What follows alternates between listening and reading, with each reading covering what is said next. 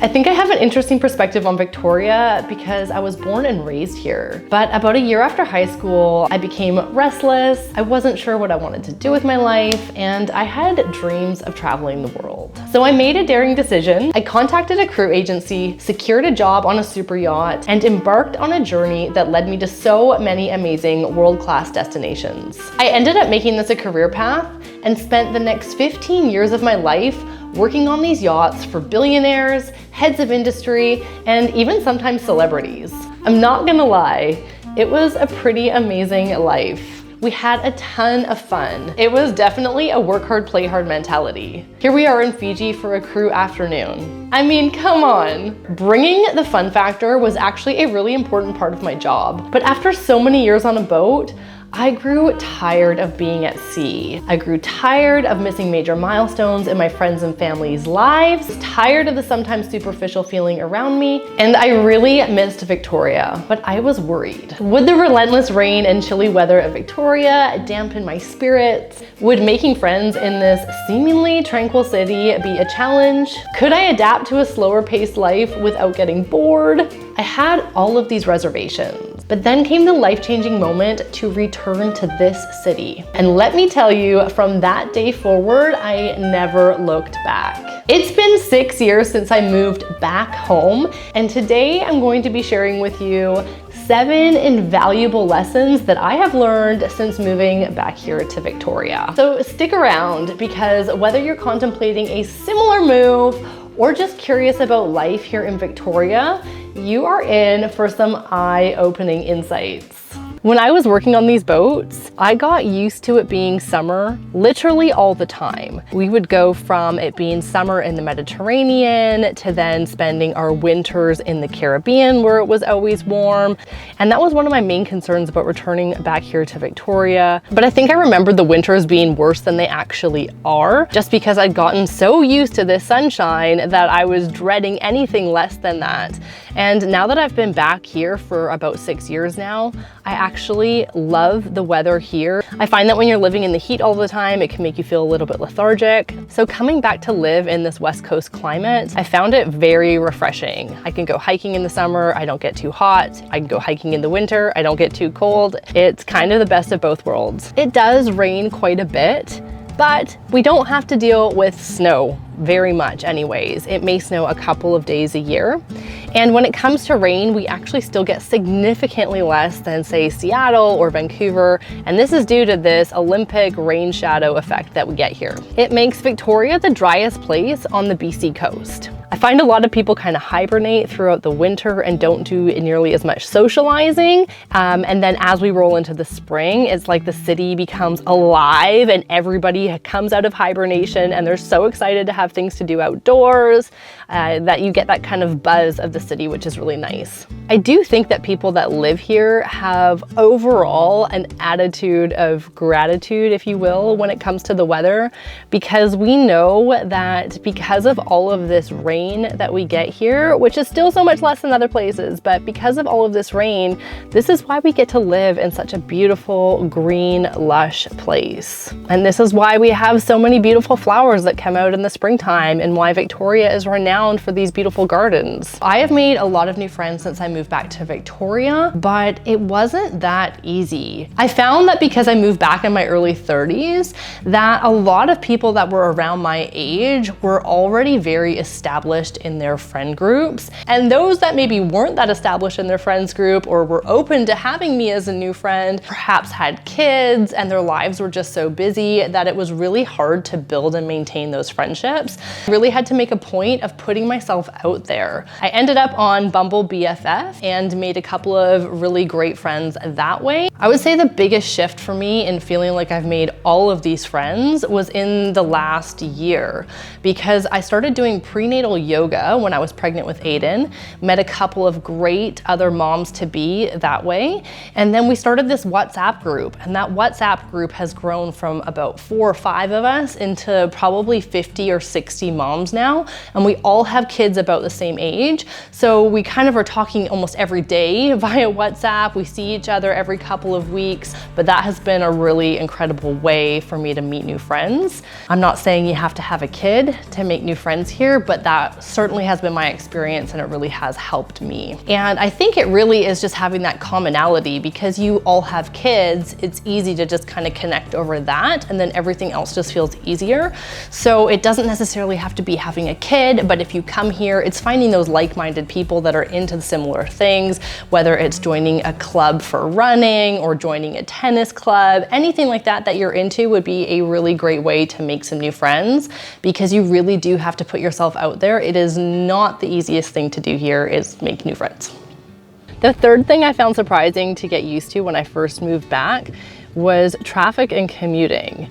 This was something that I never really had to deal with when I was working on yachts, because my commute basically consisted of rolling out of my bunk bed in the morning, throwing on my uniform, and strolling into the crew mess, which was basically just outside of my bedroom door. So I didn't have to drive anywhere to commute. So when I first moved back to Victoria, having to get in my car to go anywhere took some adjusting again, let alone having to commute or drive for work. Hands down, the worst traffic congestion that we get here on the island is something called the Colwood Crawl. If you Google bad traffic in Victoria, that is gonna pop up.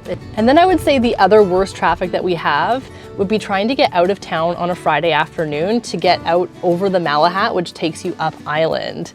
So I typically try and avoid leaving town on a Friday afternoon, especially if it's a Friday afternoon of a long weekend, and even more so if it's a Friday afternoon of a long weekend in the summertime. I do think your experience here in Victoria with traffic is just like anything else, and that is all relative, because all of my friends that have moved to Victoria from, say, Vancouver or Toronto, they all laugh hysterically when we talk about the bad traffic here. They think it's a joke, the traffic's nothing. For someone from Vancouver to have to spend 45 minutes in traffic to get to work every day is totally acceptable, versus someone like me who was born and raised here in Victoria. We don't have as much tolerance for being stuck in traffic. We get a little bit impatient and are a little bit more quick to complain about it. Seeing as I'm a realtor, I obviously spend a ton of time in my car and a ton of time driving. So I'm really used to being in the traffic here and driving at all hours of the day. But if someone asked me to view a house out in the West Shore, like say somewhere like Langford or Colwood or even Souk, I will certainly plan my schedule around that to try and avoid heading out to those areas anytime after 3 p.m. during the week. And I think that can maybe be a little bit of a common misconception, is that, oh, we're Victoria, we're so small, we're on an island, there's really no traffic. Well, there is traffic, and how bad it actually is really just depends on who you ask, where they live, what they do for a living, and where they lived previously. How bad the traffic is highly subjective. I think I had an extra hard time adjusting to the cost of living here, because when you work on a yacht, you have zero expenses. So you wear a uniform, they cook food for you, you don't have to pay for accommodation, they pay for your travel expenses if it's getting to and from the boat.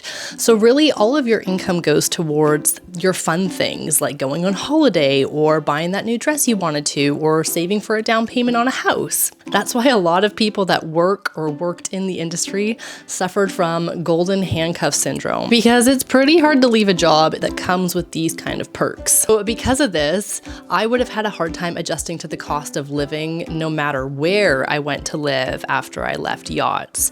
It just so happens that Victoria is definitely not a cheap place to live, so it just made that adjustment that extra little bit harder for me. Obviously, living on an island here, it's harder for things to get here, and therefore the cost of a lot of things like goods and gas is more expensive here. In July of this year, Victoria was named Canada's third most expensive city, behind Vancouver and Toronto. So it says here that that ranking of us coming in at the third most expensive city in Canada was based on a comparison between households' median income and their expenses.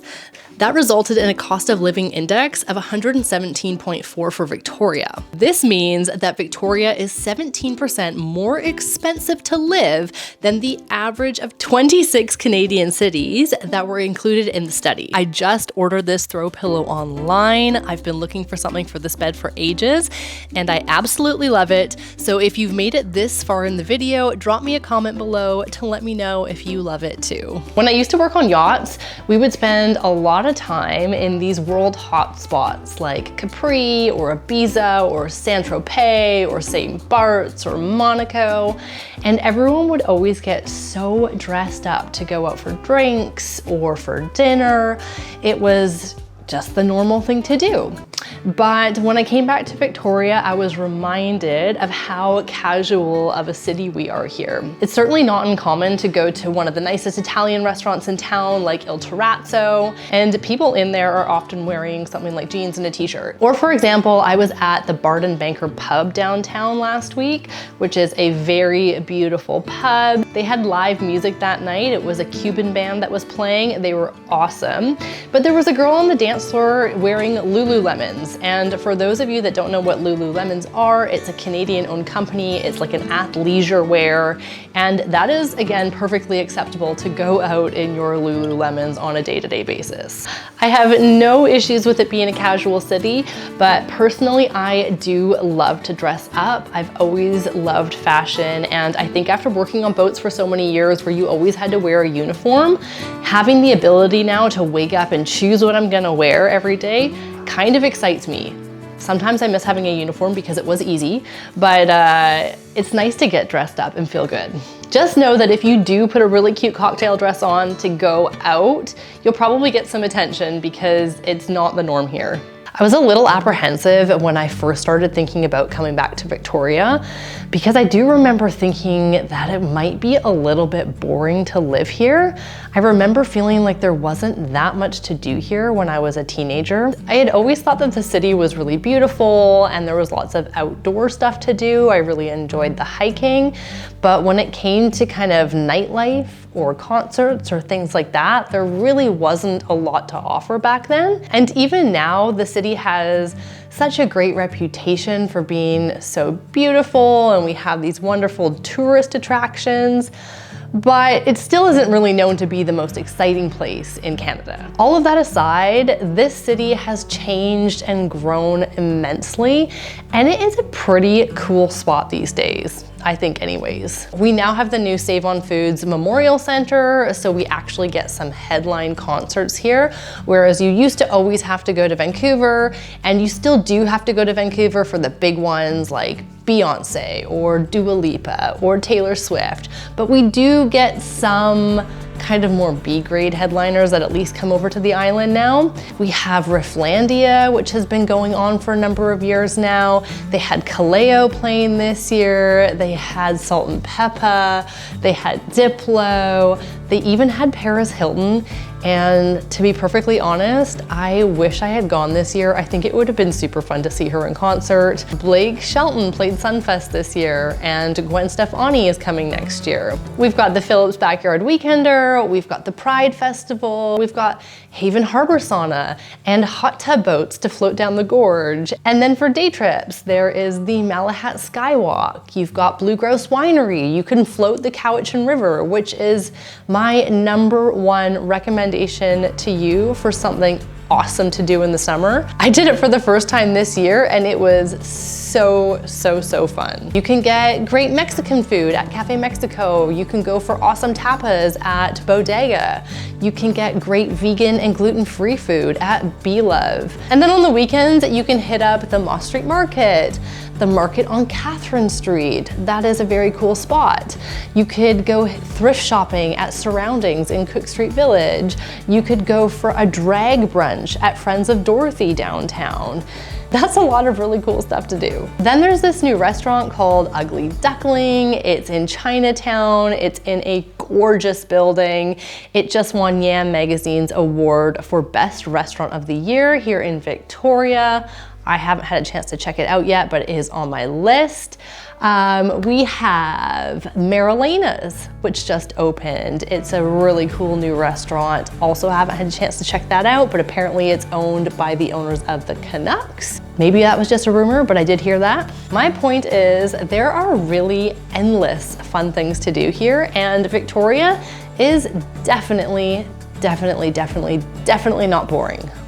Thanks so much for watching. If you are looking to buy or sell in the Victoria area, please feel free to reach out. I would love to help you.